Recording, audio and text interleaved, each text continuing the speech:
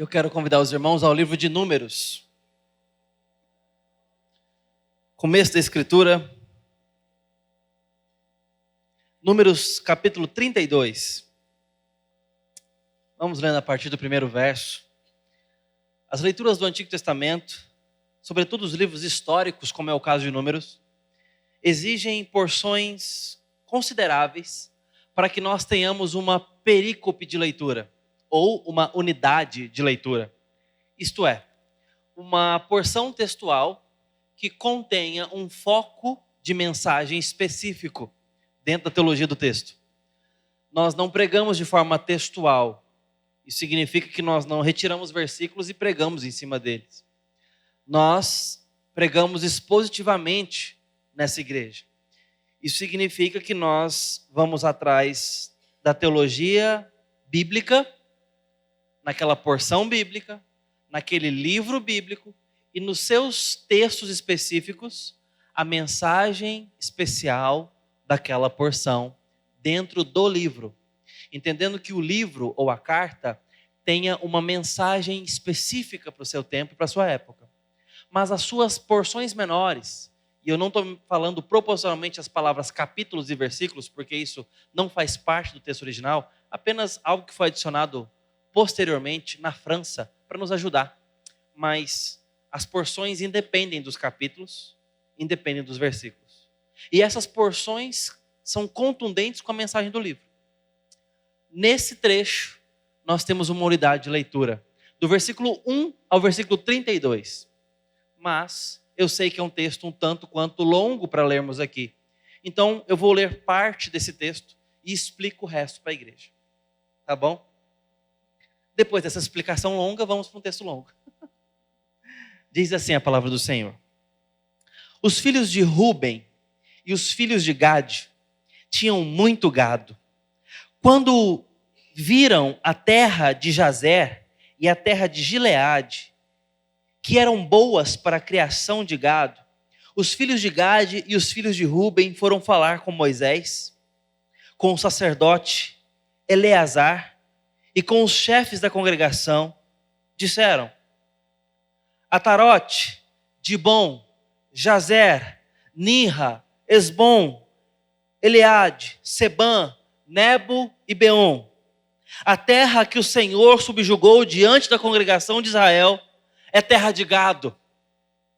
E estes seus servos têm gado. Disseram mais: se encontramos favor aos seus olhos, permita que a posse dessa terra seja dada a estes teus servos, e não nos faça passar o Jordão. Porém Moisés disse aos filhos de Gade e aos filhos de Ruben: então os irmãos de vocês irão à guerra enquanto vocês ficam aqui? Por que vocês querem desanimar os filhos de Israel, para que não entrem na terra que o Senhor lhes deu? Assim fizeram os pais de vocês, quando os enviei a Cades Barnea para ver essa terra. Eles chegaram até o vale de Escol e, vendo a terra, desanimaram os filhos de Israel para que não entrassem na terra que o Senhor lhes tinha dado. Então a ira do Senhor se acendeu naquele mesmo dia e ele jurou dizendo: porque não me seguiram com fidelidade, é certo que os homens que saíram do Egito de 20 anos para cima não verão a terra que prometi com juramento a Abraão, Isaque e a Jacó. Somente Calebe, filho de Jefoné, o quenezeu, e Josué, filho de Num, verão a terra, porque seguiram o Senhor com fidelidade. Por isso a ira do Senhor se acendeu contra Israel, e ele os fez andar errantes pelo deserto. Durante 40 anos, ele se consumiu toda a geração que havia feito e que era mal aos olhos do Senhor. E agora vocês, geração de pecadores, se levantam em lugar de seus pais para aumentar ainda mais o furor da ira de Deus contra Israel. Se vocês não quiserem segui-lo, também ele deixará todo o povo novamente no deserto. E vocês serão a causa da ruína desse povo. Então os filhos de Gade e os filhos de Ruben se aproximaram de Moisés e lhe disseram: edificaremos currais aqui para o nosso gado e cidades para nossas crianças. Mas nós nos armaremos e vamos para a guerra diante dos filhos de Israel, até que os tenhamos levado ao seu lugar. Porém, as nossas crianças ficarão nas cidades fortificadas, por causa dos moradores da terra. Não voltaremos para nossas casas, até que os filhos de Israel estejam de posse, cada um da sua herança, porque não herdaremos com eles do outro lado do Jordão, nem mais adiante, porque já temos a nossa herança desse lado do Jordão ao leste. Até aqui. Como eu disse para os irmãos, o texto segue. E esse diálogo de alguns líderes, de algumas tribos, segue com Moisés. Eu quero ler um trecho do livro Fome por Deus, do pastor John Piper. Esse livro é um livro sobre jejum. E logo no começo do livro, na sua introdução, intitulada Saudades de Deus, o pastor John Piper traz a seguinte afirmação sobre os adversários maiores de Deus. Ele diz assim: o maior inimigo da fome de Deus, ou por Deus, não é o veneno, mas a torta de maçã. Não é o banquete dos perversos que enfastia o nosso apetite pelo céu, mas o infindável beliscar à mesa do mundo. Não é a obscenidade do vídeo, mas os chuviscos da trivialidade do horário nobre que nós sorvemos todas as noites. Aqui a gente pode atualizar isso, né? A rolagem do feed.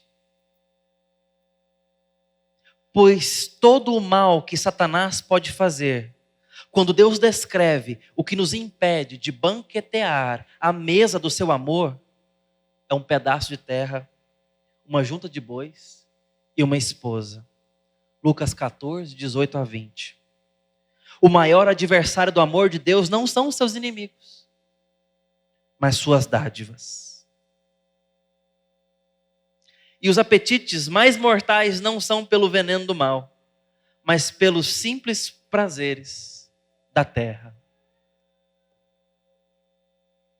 Há uma parábola, a do semeador, que diz que uma semente caiu numa terra boa, mas essa terra era permeada por espinhos. E os espinhos, tendo a semente germinado e brotado, a sufocou, ou sufocou a planta, e ela murchou. Jesus explica essa parábola, e tem muito a ver com esse texto que acabamos de ler, porque a explicação do que seriam os espinhos, sendo a semente a palavra no coração, e a terra o coração, os espinhos estão para duas coisas, que eu confesso para os irmãos, me assustam. Cuidados do mundo e a fascinação das riquezas. Esses eram os espinhos. Não eram os garfos de Satanás. Não eram as tentações mais obscenas e vis. Eram coisas aparentemente dóceis. Cuidados do mundo. São certos vislumbres que temos nessa vida, recursos e dádivas. Cuidados são coisas positivas. Cuidados são coisas que nos ajudam em alguma medida. E a fascinação das riquezas. Falando de coisas fascinantes aos olhos, fascinantes ao coração, aquilo que tem a ver conosco. Essas coisas sufocaram a palavra. Nós estamos diante de um contexto de êxodo, onde Deus libertou com poderosa mão o povo dele no Egito, depois de 400 anos de escravidão. 400 anos, uma geração que Deus designou, sofrendo debaixo do chicote egípcio. sofreram. Não era férias cultural. Aquelas pirâmides não foram erguidas com alienígenas. Foi com sangue hebreu. E muito sangue hebreu. Trabalho escravo. Trabalho maldito. E quando essa população aumentou de forma assustadora para a maior potência do mundo antigo, datada a essa época, assassinaram os bebês, meninos, para conter a natalidade e o poder daquela nação. E aí então começa a saga de Moisés, e vocês conhecem a história. E Deus decide usar Moisés para tirar o povo dali. E de forma poderosa, Deus humilha representativamente cada uma das divindades egípcias com uma das pragas. Cada praga apontava uma humilhação específica à idolatria estrutural do Egito. As pragas do Egito é uma antítese teológica para a teologia, a idolatria, o império, a exuberância egípcia. E Deus então, com sinais e poder, tira o povo dali. 10 pragas, um império humilhado, quebrado, e ele tira o povo de forma redentiva, assustadora. Deus derrama sangue para mostrar a sua autoridade. Humilha o império, reduz os poderosos a nada. E o povo sofrido percebe que é povo escolhido e amado. E sai daquele lugar. E agora vão peregrinar. Mas acontece que esse povo ainda tem muito o que aprender. O seu coração ainda não ama a Deus como deveria. E Deus vai os ensinando no caminho. 40 anos no deserto. O texto nos mostra que 40 anos foram colocados, pois eles andaram em círculos, num caminho que não passaria de 2 anos de peregrinação. Por quê? Porque Deus não os fez sair do lugar. Tem uma expressão que também aterra-me o coração, quando diz que as sandálias não se desgastavam. Já imaginou usar o seu quichute por 40 anos? Talvez o seu tenha 40 anos. A sua conga talvez tenha 40 anos. Eu sei o que é isso. Eu nunca tive não, viu, Evane? Mas eu sei o que é uma conga. O seu rainha de futsal não dura 40 anos usando. Quem nos dera os nossos pneus dos carros durando 40 anos? Dá-lhe Trânsito de Goiânia, 40 anos, hein, irmãos? Uau! Mas sabe qual é a possibilidade de não gastar? Não se desgastar? Não usar. Mas o povo estava usando. Então, eles não estavam saindo do lugar. E de forma não natural, sobrenatural, as sandálias não desgastavam, porque eles não estavam saindo do lugar. Fisicamente eles estavam andando, e fisicamente não saíram do lugar. Sabe por quê? O significado é espiritual. Eles estavam presos, repetindo de ano. Eles estavam repetindo de ano, de série.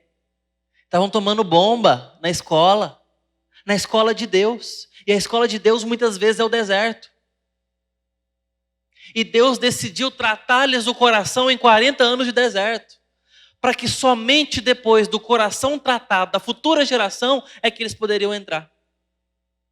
Essa geração não verá a terra. 40 anos no deserto. Deus estava preparando uma geração para entrar no deserto. Porque mais do que ajuntamento, é preciso de coração pronto para ter um povo de Deus. Uma nação não se faz só com gente e terra. Uma nação se faz com civilidade, com senso de identidade nacional. Precisa-se de leis e de governo. Assim se faz uma nação. E Deus estava preparando uma nação. Futuramente ele mandaria até o quê, gente? Um rei.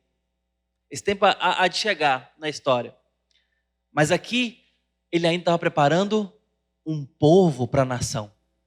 As famílias e aquele ajuntamento. E dando-lhes a sua lei. E esse povo não estava pronto para ter a lei de Deus. Na primeira oportunidade, fizeram um bezerro de ouro.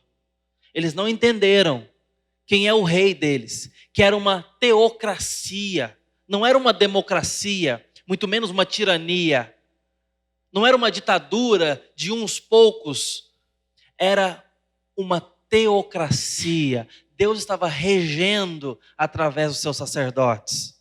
Eles estavam tentando fazer isso acontecer, promovendo isso. E o coração lento em entender. 40 anos no deserto. Diz assim o texto de Deuteronômio 8, 2. Recordar-te-ás de todo o caminho pelo qual o Senhor teu Deus te guiou no deserto esses 40 anos para te humilhar ou quebrantar, para te provar, para saber o que estava no seu coração, se guardarias ou não os seus mandamentos. Deus estava provando uma geração e formando outra geração, para que aquele povo soubesse a grande chave de revelação de Deus em todo o Pentateuco. Eu sou o Senhor. Essa é a grande expressão de Deus para todo esse povo. Porque muitas vezes esse povo estava fazendo como Romanos, Paulo fala aos Romanos, precisamos oferecer os nossos membros não como instrumentos de iniquidade, mas como instrumentos de justiça para a santificação. Deus estava preparando um povo que se oferecesse para Ele.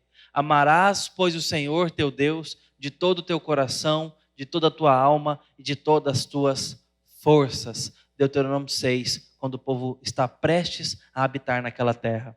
Deus está preparando um povo que o ame. Deus está fazendo isso. E a cada ano que passa, mais aquele povo avançava em direção à terra prometida. Essa situação, meus irmãos, estou explicando ela para os irmãos para dizer o seguinte: ela é maquete. Você já comprou, teve o privilégio de comprar? Eu não, mas já teve o privilégio de comprar um apartamento na planta? E aí você foi lá na imobiliária ou então no shopping e estava uma maquete lá do apartamento? E você ficou ali namorando aquela maquete, olhando, nossa, esse aqui é o meu, ó. Um dia eu vou estar lá dentro. Ou então uma foto 3D ali, da foto 3D de como vai ser. Ou apenas sonhando em um dia ter o seu. Meu filho esses dias deu uma profetizada lá.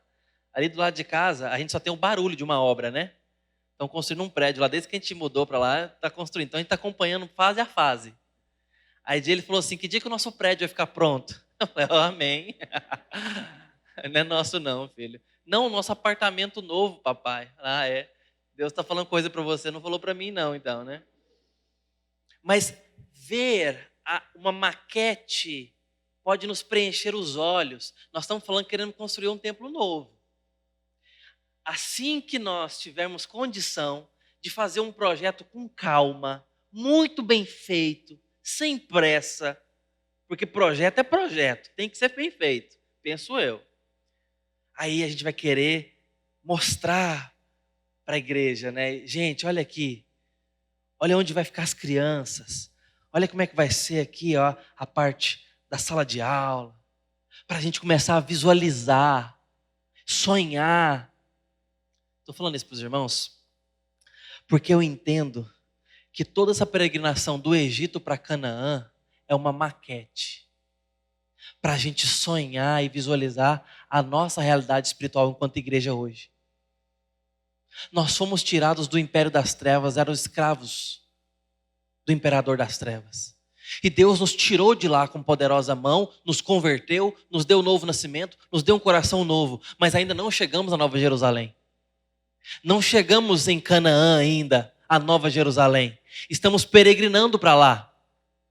Onde estamos agora então? Se isso aqui é uma maquete da nossa espiritualidade, no deserto. Deus está nos tratando o coração, ainda estamos o conhecendo, lidando com a sua lei e com o nosso coração ainda imperfeito, mas estamos caminhando para Nova Jerusalém. E é certo que chegaremos lá. Parece que às vezes mais lentamente, às vezes mais rapidamente, mas estamos caminhando. O que poderia, portanto, atenção nessa pergunta, te fazer não querer entrar na Nova Jerusalém? Tem alguma coisa que você deseja mais do que entrar na Nova Jerusalém? Sabe por que essa pergunta é honesta? E nós não podemos respondê-la precipitadamente? Porque depois de 40 anos, às portas da terra prometida, à beira da promessa, no limiar da promessa, no limiar da herança, com os pés já quase pisando, bastava atravessar o Jordão, conquistar os últimos inimigos.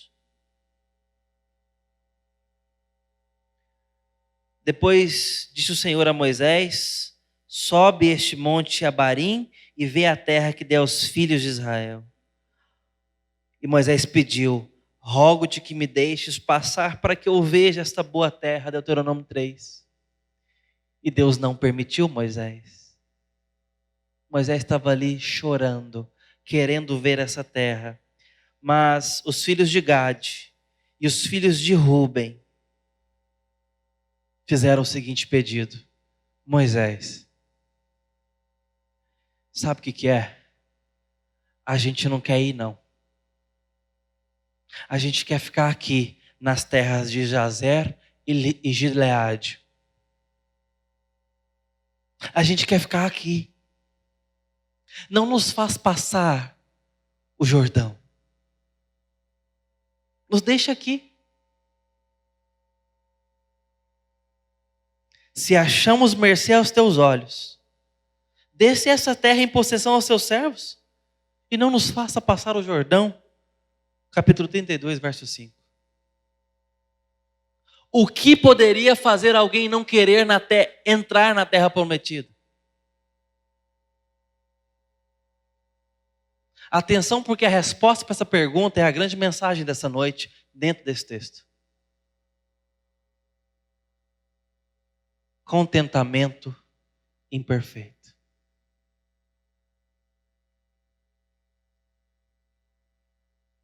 Os maiores inimigos da nossa fome por Deus, disse o pastor John Piper, nos lembra aqui, não são os inimigos de Deus, mas suas dádivas. Quem era esse povo? Os filhos de Ruben e os filhos de Gade. Um povo que acumulou muito gado no deserto. É porque temos muito gado. E as terras de Gileade e de Jazer são terras boas para gado. Ah, não, esse povo era covarde, não queria lutar com aquele povo. Porque os pais deles, quando viram esse povo lá no Vale de Escol, temeram. Falou, nós somos como gafanhotos. A presa dos gigantes que tem ali. E desanimaram o povo de Deus. E a ira do Senhor se levantou contra esse olhar pessimista deles. Porque eles estavam caminhando na promessa de Deus. Quando Deus aponta caminho, nós não podemos ousar valorizar as dificuldades mais do que o que apontou o caminho. Quando Deus falou, diz o povo que marche, aí sabe o que eles encontraram na frente saindo do Egito? O mar vermelho. E o povo murmurou e questionou, e Moisés também falou, realmente, Senhor, a queixa procede, como é que a gente vai? E Deus responde, dize ao povo que marche. E o mar se abriu. Quando Deus aponta caminho, não devemos valorizar as dificuldades mais do que Ele que apontou o caminho. Não mais. Não valorizar mais do que Ele. Esse povo tinha que se preparar para a batalha. Tinha uma batalha ainda para vencer. Mas tinha uma batalha para vencer. E Moisés falou: está acontecendo de novo. Vocês não vão querer pelejar por nós? Depois de tudo, vão deixar os seus irmãos morrerem? Deus mandou que todos nós fôssemos enfrentar esses inimigos. E eles respondem: não, Moisés, a gente vai. A gente vai, peleja contra eles e volta. Mas só não deixa a gente ficar lá, a gente quer ficar aqui. Essa bênção que a gente já tem basta. Qual era o medo deles? Qual? Perder as bênçãos já alcançadas. Só pode ser. É porque eles acumularam muito gado. O deserto não é igual para todos. Para esses, o deserto não foi tão ruim assim. Eles se enriqueceram, irmãos.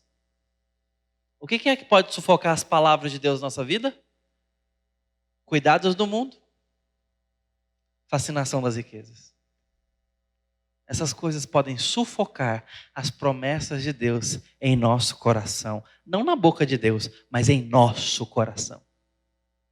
A semente continua sendo boa. A palavra continua poderosa. Mas os espinhos podem sufocar o florescimento da palavra. Quem são os espinhos?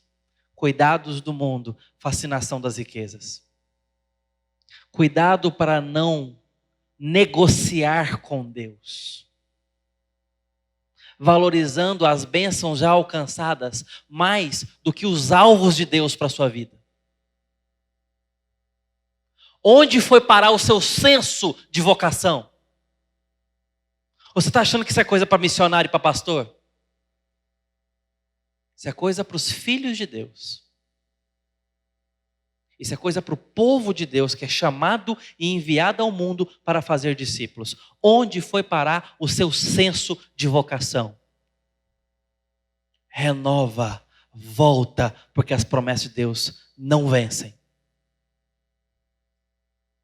Volta para os pés do Senhor. Volta para o caminho do Senhor. Ele não terminou a obra na sua história. Não se contente com o gado acumulado. Deus não te criou para isso. Deus não te criou para isso. Deus não te enviou para isso. Tem muito mais. Tem algo muito maior no caminho dele, da promessa dele. Novos céus e nova terra estão vindo para nos mostrar o que é satisfação. O que as riquezas desse mundo não podem comprar. Enquanto isso, estamos em missão, e obediência, e adoração. Responda o chamado de Jesus de Nazaré. Responda. Confie. Se entregue. Esteja em aliança com Ele. Esteja em amizade com Ele. A intenção do coração daqueles homens, que eram valentes, diz o livro das Crônicas, capítulo 5, valentes e destros para a guerra. Eles foram para a guerra. O problema não era esse, não. Mas é porque tinham gado em muitíssima quantidade. Esse é o perigo da acomodação. E essas pessoas aqui, filhos de Rúben, filhos de Gade, passaram 3 perigos de se contentar no limiar da promessa. O primeiro perigo é que eles perderam a identidade como parte do povo de Deus. Foi justamente por isso que quando chega lá em Josué, capítulo 22, diz assim: pelo contrário, fizemos, no caso um altar, tá, para Deus, por causa da seguinte preocupação: amanhã vossos filhos talvez dirão aos nossos filhos: que tendes vós com o Senhor Deus de Israel? Pois o Senhor pôs o Jordão por limite entre nós e vós, ó filhos de Ruben e filhos de Gade. Não tendes parte do Senhor. E assim, bem poderiam os vossos filhos apartar os nossos do temor do Senhor, pelo que dissemos: preparemo-nos e edifiquemos um altar, não para holocausto, nem para sacrifício, mas para que entre nós e vós, e entre as nossas gerações depois de nós, nos seja testemunho e possamos servir ao Senhor diante dele com os nossos holocaustos e tudo mais. O que ele está falando aqui? Gente, já estou percebendo o problema. Isso aqui lá em Josué já, tá?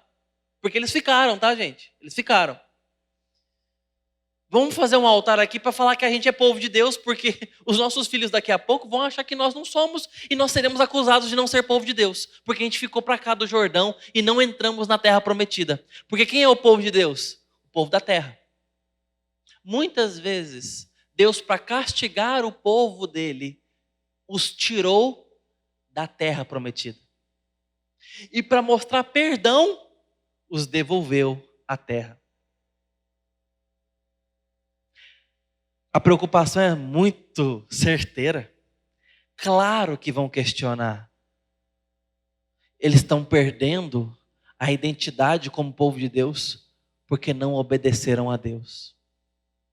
E parte do processo do que Deus estava fazendo era erguer uma nação. E uma nação tem que ficar junta.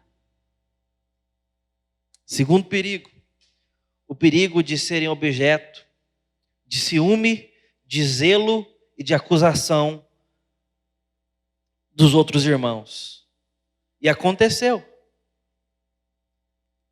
As tribos, tanto de Gade quanto de Ruben e Manassés, ergueram o altar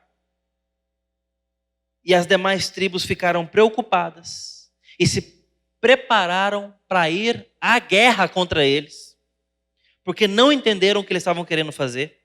E Números 25 nos revela parte do que está acontecendo aqui, ou melhor, a preocupação surge lá em Números 25 e chega depois adiante em Números, a gente vê isso acontecendo, quando o povo prostituiu-se com as filhas dos moabitas e foram levados à idolatria, trazendo como consequência a morte do povo de Israel.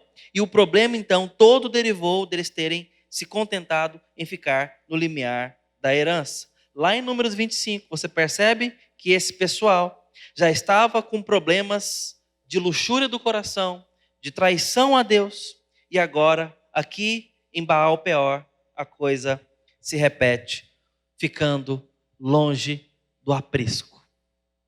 Ovelha fora do aprisco é petisco de lobo. E isso nos leva à terceira ameaça.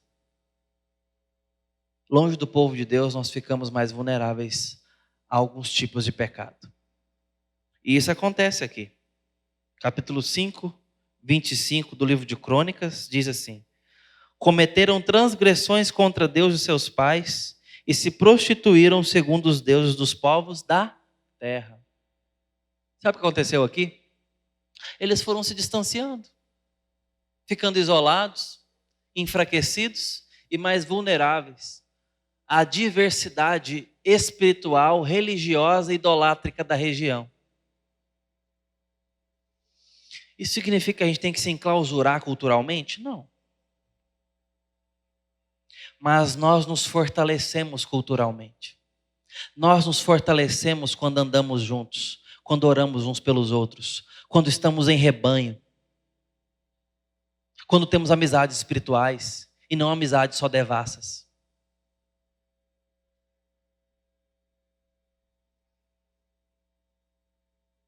Tem uma história que está bombando na internet. Eu não gosto de trazer histórias quentinhas para o púlpito, não. Mas tem uma cantora, ex-cantora gospel, que agora mudou, decidiu mudar. Mudou o visual, pintou o cabelo, cortou, mudou as roupas, roupas extremamente agora sensualizadas, mostrando muito o seu corpo, fazendo performance de música, né? Seus clipes agora, performances bem sensualizadas, ao estilo do pop, né? Você tá aqui, Anitta, ou do gênero. Esqueci o resto das cantoras aí, mas os irmãos conhecem, eu acho. Muito bem. E aí ela tá nessa, assim, mudou, e ela falou, não, eu mudei, eu tô só expressando para fora o que eu mudei lá dentro. E ela, moça crente, como diz no interior, moça evangélica de Jesus. Mudou radicalmente, assim, assustadoramente, o jeito que a fisionomia dela mudou, tudo mudou, a fala dela mudou, enfim, é bem gritante. E o que está me chamando a atenção nessa história? É porque alguns amigos próximos, falando aí em umas entrevistas, eles falaram o seguinte, olha, ela mudou as amizades. Ela começou a andar com o pessoal aí de uma emissora tal. E ali ela foi se distanciando. E ela começou a se vislumbrar. Algo fascinante, lembra?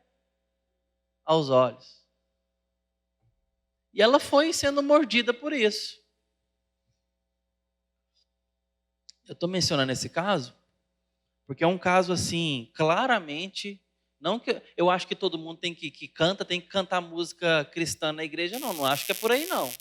Não creio nisso. Não creio nisso. Acho que Deus pode usar os seus filhos, inclusive, para cantar músicas que não são estritamente religiosas. Da mesma forma na música, na história da arte pintada, da arte de escultura, da arte, todas as expressões artísticas. Eu acho que Deus pode nos usar no mundo para fazer o que é belo. Belo. E acho que isso glorificará a Deus também. Não será forma de louvor e adoração específica quando feito para esse fim. É diferente. Mas acho que Deus pode nos usar para fazer algo belo. Não é esse caso, tá? Então acho que esse caso é estritamente um caso de desvio espiritual. Aí é meu julgamento. Estou olhando de longe, não conheço a menina, mas acho que parece. Porque ela está agindo de forma espiritualmente questionável. Por que eu estou mencionando esse caso bem recente? Para dizer que as amizades, os nossos laços majoritários, terão um poder muito significativo no nosso coração. E isso não quer dizer que não devamos, pois eu acho que devemos ter amizades fora do cristianismo. Devemos, porque como eu disse no começo, estamos em missão. Nós não vamos aos ímpios para ir embora com eles. Nós vamos aos ímpios para levar a palavra de Jesus a eles e trazê-los aos pés de Jesus. Resgate e não associação. Esse povo ficou de longe, ficou de fora, e quando se viu, estavam seduzidos pelos deuses dos povos da terra. Quarto perigo, ficaram vulneráveis aos ataques dos inimigos. Agora não é sedução não, agora é ataque mesmo. Porque aconteceu que não haviam fronteiras naturais, não havia ajuntamento militar, não havia proteção da própria comunidade, eles estavam vulneráveis, completamente vulneráveis. E o primeiro livro das Crônicas, ainda o capítulo 5, que nos relata dessa história, nos mostra que eles foram levados primeiro como, aí sim, gafanhotos nos dentes de gigantes. Foram os primeiros a serem massacrados nesse lugar. Qual que é a conclusão que a gente tem desse relato? Existe um perigo real de nos acomodarmos espiritualmente. Existe um perigo real de olharmos para o lado e pensar, aqui está bom. Esquecer porque parece que está demorando, que estamos de passagem. De repente a gente esquece e começa a assentar acampamento. Esquecemos que fomos enviados, estamos de passagem. Começamos a olhar as belezas da viagem. Tem um meme rodando aí, um áudio, a gente não sabe se é verdade. O áudio é assim, a moça fala: amor, arruma as malas, o nosso voo já vai sair. Ele fala: não vou ficar aqui. Aí não sabe onde ele estava. Aí o áudio está sendo usado aí para os lugares que as pessoas acham mais fantásticos. Olha, meu bem, meu nariz respira aqui, tem umidade. Não, vamos embora, vou morar aqui, vende tudo. Às vezes nós tratamos a nossa peregrinação como destino final. E fazemos novas metas. Imagina você ser enviado para passar por um determinado país, alcançar algumas pessoas e chegar no seu destino. E você chega ali e fala: não vou embora mais não, gostei, não quero ir embora mais. O que você tem que fazer? Você tem que aprender a língua, você tem que vender tudo, você tem que aprender um ofício, ver as oportunidades que existem, você tem que dar um jeito. Muitas vezes a nossa realidade espiritual é tal qual esse turista que desejou deixar de ser turista. A gente arruma novas metas. Peraí, a minha meta agora é minha moradia, minha meta agora é meu dinheiro, minha meta agora é o dinheiro dos meus filhos, é o dinheiro dos filhos dos meus filhos, minha meta agora é meu rosto, minha meta agora é meu corpo, minha meta agora... E a gente vai arrumando metas, sonhos. E esses sonhos só serão mortais se forem bons. Porque os sonhos maus, de lascívia, de luxúria, de avareza, de preguiça, de ganância, esses sonhos nos assustam e são facilmente condenáveis. Os sonhos bons, que envolvem o nosso trabalho, o nosso sustento, o nosso bem-estar, a nossa satisfação, felicidade, senso de realização e até o bem ao próximo. Muitos desses sonhos envolvem dádivas de Deus. E é mais fácil se afogar naquilo que é bom. É muito mais fácil. É muito mais fácil se afogar naquilo que não foi feito para nos matar. É difícil você, a comparação ela é pífia, mas é difícil você falar que crianças se afogaram numa enxurrada muito perigosa que estava num dia assustador de tempestade.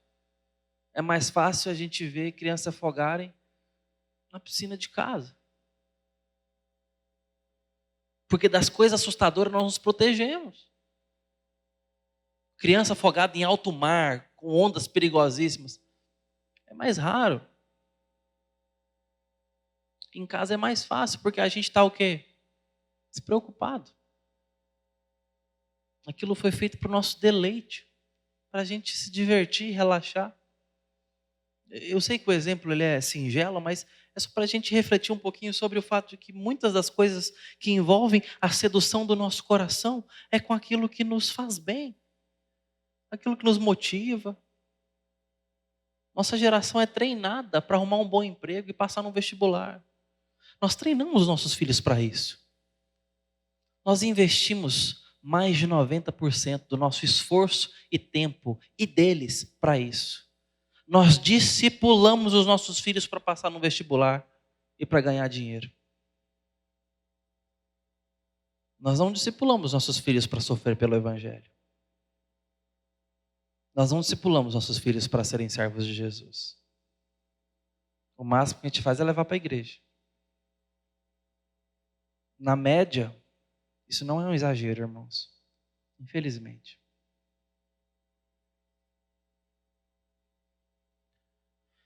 Nós temos um perigo muito grande de acomodação espiritual.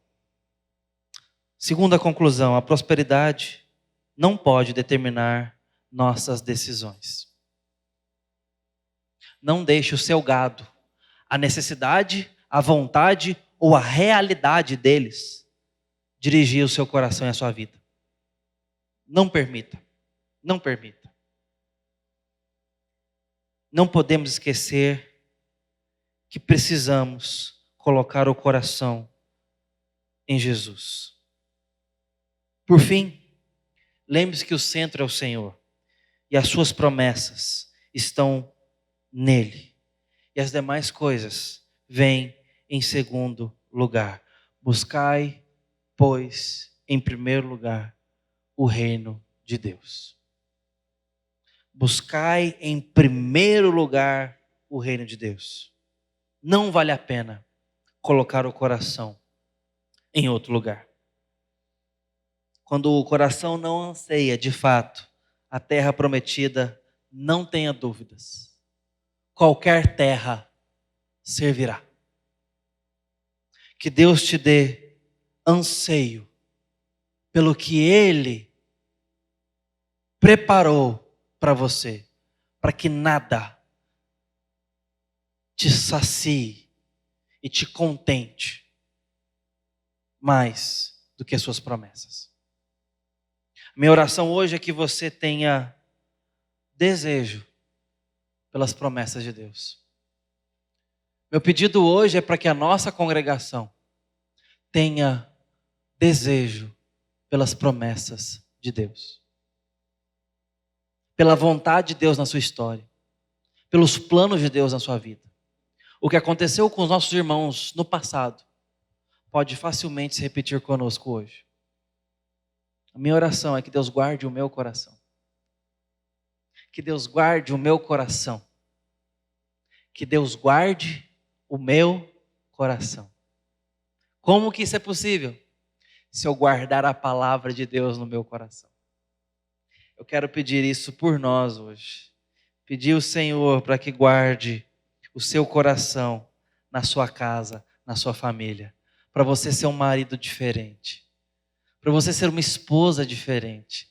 Para você ser um pai e uma mãe diferentes. Que tem o reino em prioridade. Amém. Vamos orar. Ó Deus bendito, nós queremos e precisamos mais do Senhor. Eu venho pedir, ó Deus, que a graça do Senhor em Jesus Cristo nos proteja de nossos próprios corações, que tem muita facilidade em priorizar qualquer pessoa, qualquer coisa, mais do que o Senhor. Eu te peço, ó Deus, anseio por Ti hoje nessa ocasião, para todos que escutam essa palavra. Ó Deus, nos dê fome pelo Senhor. Nos envie, nos cerque com a Tua vontade. Pai, eu te peço por avivamento nos nossos corações. Senso de missão em nossos corações. Renova a nossa vocação, ó Deus, em nome de Jesus. Aviva a Tua igreja, Pai.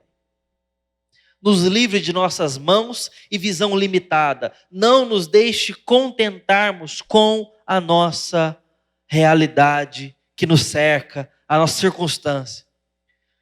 Que os cuidados desse mundo não sejam tão desejosos quanto a vontade do Senhor. E que a fascinação das riquezas, ó Deus, não nos embriague, ó Deus, mas seja colocada no devido lugar. Por fim te peço que o nosso dinheiro, que a falta dele, que a abundância dele, seja colocada no devido lugar para a glória do Senhor. E que o Senhor seja soberano em nós e Senhor sozinho de nossas vidas. No nome de Jesus. Amém. Que o amor de Deus Pai, a comunhão que temos no Espírito Santo e a salvação em Jesus Cristo os abençoe e os guarde, hoje e para todo sempre, amado povo de Deus. Amém.